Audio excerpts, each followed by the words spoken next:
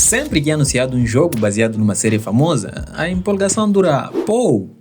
O trailer começa muito bem, a logo da série aparece ali bem gigantesca na tela, com um subtítulo genérico para chamar a atenção, tipo Game of Thrones, Genesis. E a música sobe, sempre a música da série para trazer aquela nostalgia, e mesmo assim, no fundo, fica aquela sensação estranha de algo vai dar muito errado. Então, eu também pensei sempre dessa forma, sempre odiei esse estilo de jogo, tanto que se me pedissem para fazer um top 3 dos piores jogos da indústria do entretenimento, em primeiro seria o fato do filme de Buster Scruggs não ser só sobre Buster Scruggs, porque isso não tem perdão.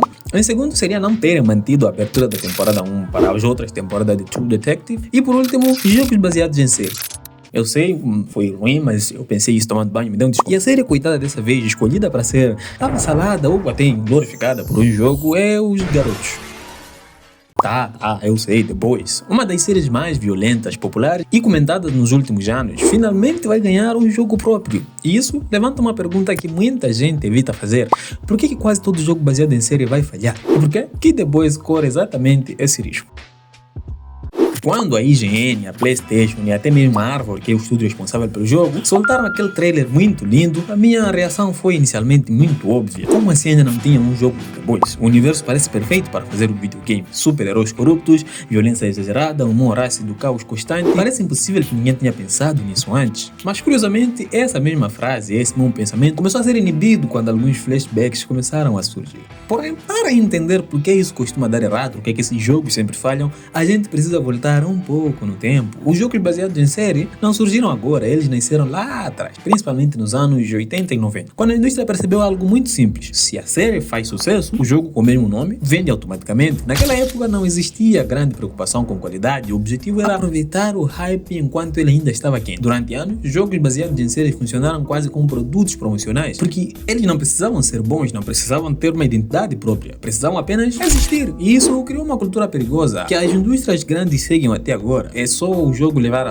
o nome da série importante que é sucesso. Mas com o tempo, a tecnologia evoluiu e com ela evoluíram os jogadores também. E eles ficaram mais exigentes. Mas esse pensamento continuou ainda nos grandes estúdios e o resultado foi uma sequência quase interminável de jogos esquecíveis. Podemos dar exemplos aqui, por exemplo, Lost, uma das maiores séries da história, ganhou um jogo que ninguém lembra. Ninguém sequer tenta pensar se Lost teria um jogo. Prison Break eu não sabia que tinha um jogo, vou confessar, eu soube fazendo esse roteiro, mas é um jogo travado, genérico, sei lá, mano. E Game of Thrones, esse aqui eu já me cansei de ver anúncio de jogo de Game of Thrones que promete capturar a grandeza da série, mas no fim são adaptações vazias, ninguém consegue capturar aquilo que é Game of Thrones de fato. Porém, esses jogos têm tudo certo no papel, mas na prática começam a se tornar vazios. O problema é que as séries de jogos funcionam de formas completamente diferentes. Séries são experiências passivas, você assiste, sente, reage e é isso. Jogos são experiências ativas, você decide, tenta de novo, e o jogador que tem o controle, não é só clicar um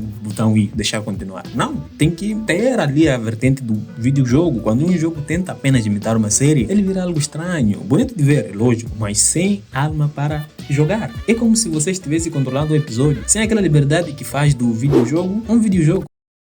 E é aí que entra o nosso anúncio recente. Depois, o jogo aposta numa experiência em realidade virtual. Sério, o problema começa aí, já eu te explico. Colocando você na pele de alguém comum dentro daquele mundo brutal. Não é um super-herói, não é um capitão pátria da vida. Você é alguém pequeno, literalmente, frágil e descartável. E essa ideia só por si é ótima. Ela conversa diretamente com o espírito da série. Você se sente um Huey no meio daqueles super. Mas ideias boas não salvam jogos ruins.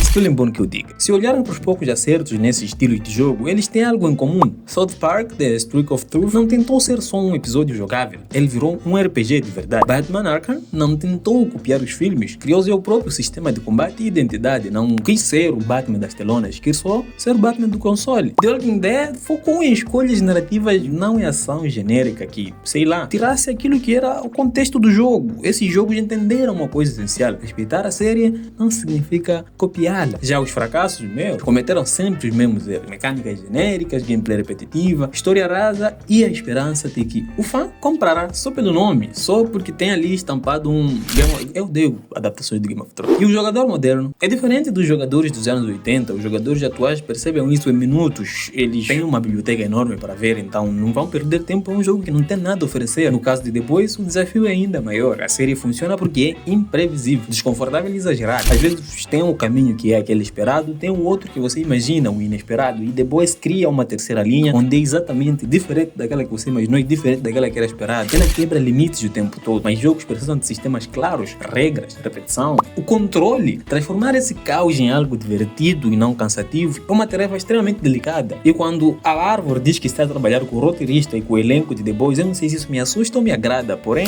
se o jogo for contido demais, ele perde a identidade da série, mas se for exagerado demais, vira só choque vazio para alegrar um certo público. Se focar demais na história, pode atrapalhar a jogabilidade daquela que é a vertente dos super. Se for só ação, vira mais um jogo genérico com skin famosa. Você bate, não tem história, quer dizer, tem que ser tudo na medida, sabe?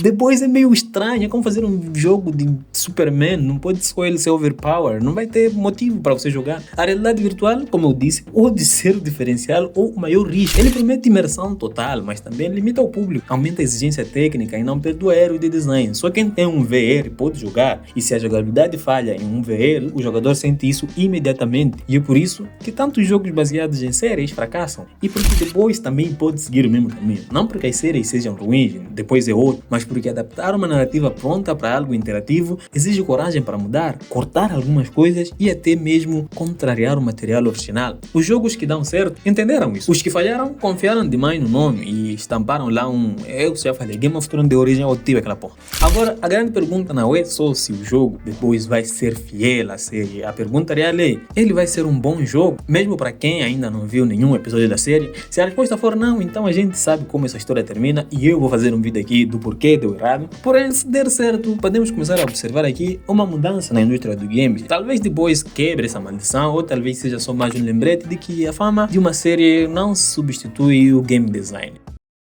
E agora eu quero saber de você o que acha dessa proposta desse game, que ele vem próximo ano. E se você pode me ajudar a compartilhar esse vídeo, porque queremos chegar com 6 inscritos para 2026, dá essa força, porque ainda faltam mais uns 2 videozinhos para sair. Falou, se inscreva aí no canal, tchau!